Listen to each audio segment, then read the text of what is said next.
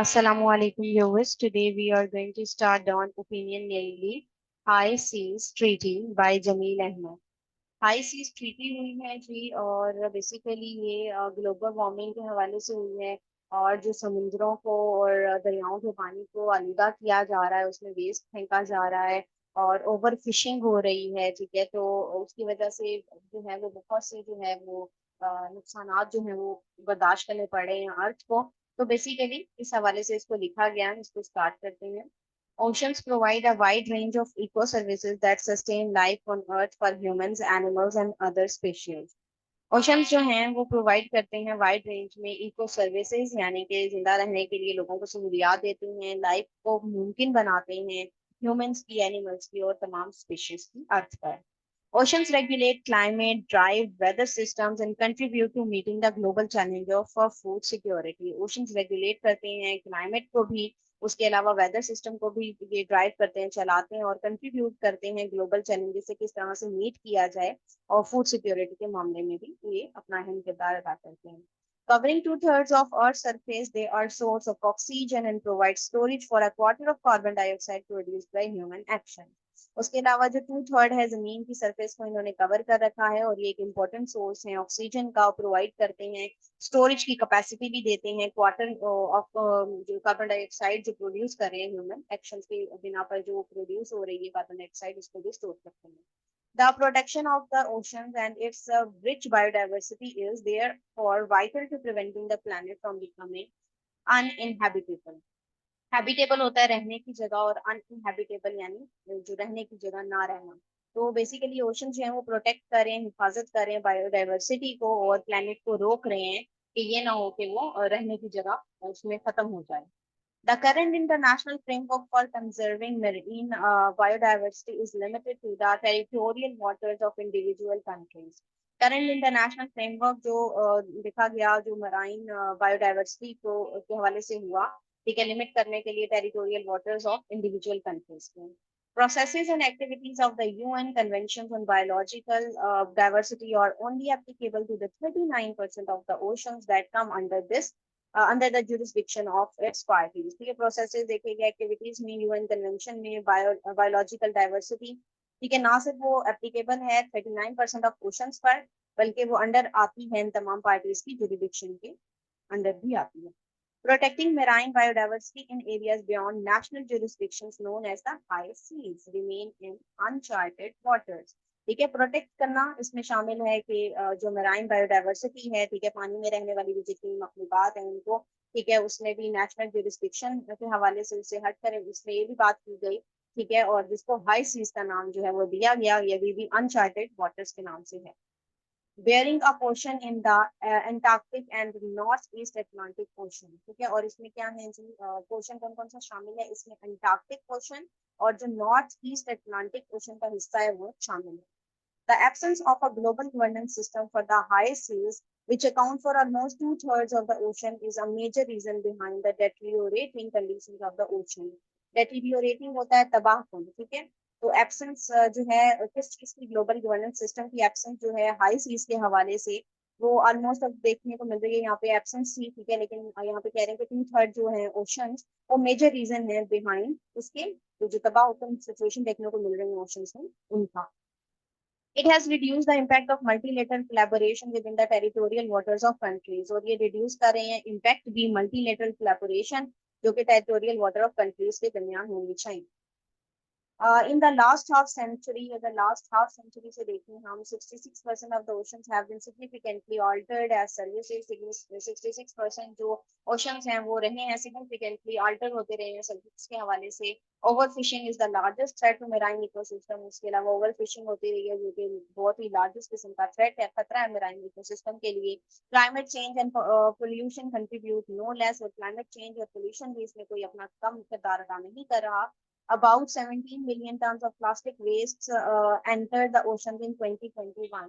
तकरीबन 17 million ton जो plastic waste है वो 2021 में ओशंस के अंदर डाला गया, making up 85% of marine litre और जिनमें 85% जो है वो लिटर यानी गन्स वगैरह है शामिल है according to the SDG progress report of 2023। और इस एसडीजी प्रोग्रेस रिपोर्ट 2023 के अकॉर्डिंग आपको बताया जा रहा है विथ प्रोजेक्शंस ऑफ डबलिंग और ट्रिपलिंग ईच ईयर बाय 2040। और इसमें ये भी बताया जा रहा है कि डबल या ट्रिपल हो जाएगी, हर साल बढ़ती रहेगी और 2040 तक ये ट्रिपल भी हो सकती है। At this rate by 2050 there will no more plastic in the sea than fish unless the action is taken। ठीक है, और जो 2050 तक जो है वो बता रहे हैं कि मोर प्लास्टिक जो है वो सी के अंदर जो है देखी जा सकती है। फिश वगैरह की भी ओवर फिशिंग हो रही है, अनलेस जब तक एक्शन ना लिए गए तो ये चीजें और मजीद बढ़ती चलेंगी। Collaboration on protecting the seas is the need of the art. Collaboration बहुत ज्यादा जरूरी है, मिलजुल कर काम करना बहुत जरूरी है सीज को प्रोटेक्ट करने के लिए। ये नीड ऑफ द आर है, वक्त की अशुद्ध जरूरत है। The oceans were the hottest ever in 2022। 2022 के अंदर hottest हो गए, गर्म तरीन देखने को मिला उनका पानी, ठीक है, oceans का। Given the rising heat graph, उसमें जो heat graph था वो भी बढ़ा। This year may be the hottest, और इस साल बहुत ही ज्यादा गर्म थी। The study by Nature found that a huge part of the oceans has changed colors over the past 20 years। और स्टडी जो है नेचर की उसमें यही देखा कि ह्यूज पार्ट ऑफ ओशन जो है वो चेंज कर रहा है colours over the past 20 years due to climate change affecting the marine system. क्यों? क्योंकि क्लाइमेट चेंज उस पर इफेक्ट करे मेराइन इकोसिस्टम पर। हाउएवर ताहम international efforts to find a solution to the challenge of protecting and conserving marine biodiversity on a high seas finally delivered a comprehensive legally binding agreement.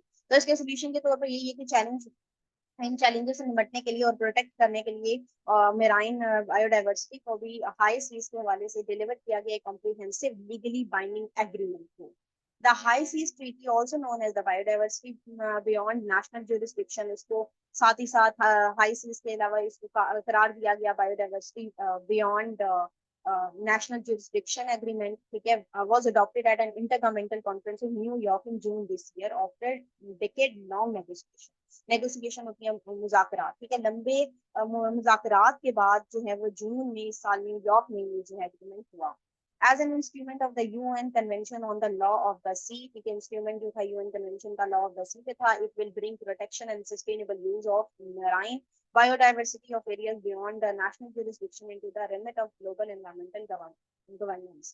ठीक है, और ये साथ में प्रोटेक्शन सस्टेनेबल लेकर आया यूज मेराइन बायोडाइवर्सिटी का मुख्तलिफ एरियाज में बियॉन्ड किसके था, ये नेशनल जुरिस्डिक्शन के ग्लोबल गवर्नेंस के हवाले से इसको देखा था।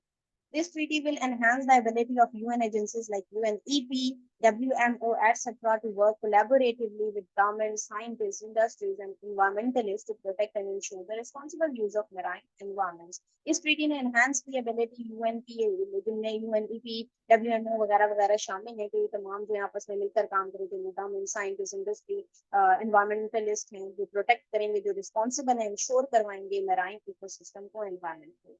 It will strengthen the conservation arrangements under multilateral environment agreements and complement the upcoming Montreal Global Biodiversity Framework, which includes a pledge to protect 30% of oceans।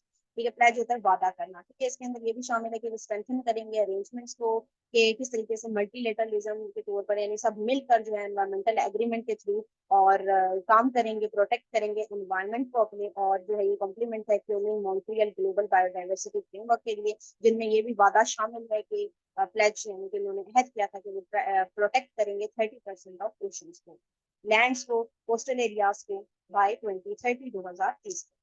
Following the adoption of the Water Action Agenda and the Global Biodiversity Framework last year, the agreement is an important breakthrough by multilateral diplomacy with potential for meaningful contribution towards meeting the SDGs। ठीक है, और water action agenda और बता रहे हैं global biodiversity framework जो last year हुआ उसमें एग्रीमेंट के अकॉर्डिंग भी ये इंपॉर्टेंट था कि मल्टीलेटरल डिप्लोमेसी होगी, मिलजुल कर काम किया जाएगा पोटेंशियल के साथ अपनी, और मीनिंगफुल कंट्रीब्यूशन की जाएंगी किसके किसके टूवर्ड्स जो SDGs के जो गोल्स हैं उनसे मीट करने के लिए। From the perspective of Pakistan and other coastal developing countries with a stake in sustainable ocean economy, ठीक है, पाकिस्तान जो है उसके पर्सपेक्टिव से देखा जाए या उसके अलावा जितने भी साहिली तरक्की पजीर ममालिक हैं उनमें देखा जाए जिनमें sustainable economic economy ocean economy के according the treaty provides for capacity building and the transfer of marine technology. तो जो ट्रीटी है वो प्रोवाइड करिए कैपेसिटी सलाहियत दे रही है उनको ट्रांसफर करने के लिए मेराइन टेक्नोलॉजी को, including the development and strengthening of institutional capacity, साथ ही साथ डेवलप कर रही है, स्ट्रेंथन कर रही है इंस्टीट्यूशनल कैपेसिटी को, उनकी इंस्टीट्यूशनल सलाहियत को, एंड नेशनल रेगुलेटरी फ्रेमवर्क, ठीक है, और साथ साथ कौमी रेगुलेटरी फ्रेमवर्क को और मैकेनिज्म्स या फिर मैकेनिज्म्स को। It is set to promote collaboration among regional seas organisation, और ये सेट कर रही है कि वो प्रमोट करे कोलैबोरेशन रीजनल सीज ऑर्गेनाइजेशन के दरमियान। The agreement makes environmental impact assessments mandatory before exploration for marine resources is undertaken in areas beyond national jurisdiction. अब वो कह रहे हैं ये agreement क्या make कर रही है, environmental impact की assess किया जाए, mandatory हो जाए, assess करना, छानबीन करना, उस चीज को देखना इससे पहले कि explore किया जाए marine resources को उसके beyond होकर national jurisdiction से, or even within national jurisdiction that may have implication for the high seas, और साथ साथ हत्ता के national jurisdiction जिनकी implications हैं, ठीक है, असरात आप कह सकते हैं हाई सीज पर। The treaty aims to achieve its goal by invoking a set of general principles and approaches, including the polluter pays principle and the precautionary approach. Precautionary यानी एहतियात के साथ पहले ही एहतियात बरत लेना, ठीक है। ट्रीटी एम्स यही है कि वो अचीव करें अपने गोल्स को, इन्वोक करें एक सेट ऑफ जनरल प्रिंसिपल्स, उनकी अप्रोचेस ऐसी हों जिनमें पोल्यूटर बेस प्रिंसिपल हों, प्रिकॉशनरी अप्रोच हो, ठीक है, पहले से वो एहतियात बरत लें। Two important principles of international environmental framework, और ये दो इंपॉर्टेंट प्रिंसिपल है जो इंटरनेशनल एनवायरमेंटल फ्रेमवर्क के अंदर शामिल हैं। In a world facing the disastrous impact of climate change, disastrous भी तबाहकुन होता है, ठीक है, दुनिया जो है आप देख रहे हैं कि किस तरीके से क्लाइमेट चेंज की वजह से बहुत ही तबाहकुन से असरात फेस कर रही है, biodiversity loss and pollution and waste, biodiversity भी लॉस हो रहा है, पोल्यूशन हो रही है, वेस्ट हो रही है। The high seas treaty reflects a renewed resolve of the international community work together to address common challenges. तो ये जो ट्रीटी है हाई सीज की, ये रिफ्लेक्ट करिए एक नया आप कह सकते हैं सोल्यूशन इंटरनेशनल कम्युनिटी के लिए कि वो इकट्ठे मिलकर काम करें, एड्रेस करें इन कॉमन चैलेंजेस को। This long-awaited and much-needed step will fill a void in the architecture of international environmental governance and open new vistas for strengthening regional and international collaboration. ये जो long-awaited और जो needed steps थे, ठीक है, ये खला को void यानी कि उस जगह को fill कर देगी, ठीक है, और international environmental governance के अंदर, और एक नए vistas को जन्म देगी, यानी नए रास्ते बनाएगी strengthen करने के लिए, ताकत बख्शने के लिए regional और international collaboration के जरिए से, ठीक है जी। और ये एसएस के पॉइंट ऑफ व्यू से बहुत ज्यादा इंपॉर्टेंट है, करंट अफेयर के हवाले से इंपॉर्टेंट है, आप इसको यूज कर सकते हैं इसके डाटा को। और ये था इसका एनालिसिस। अगर आप लोगों को ये पसंद आया तो काइंडली इसको लाइक कीजिएगा, शेयर कीजिएगा। Thank you very much. Allah Hafiz.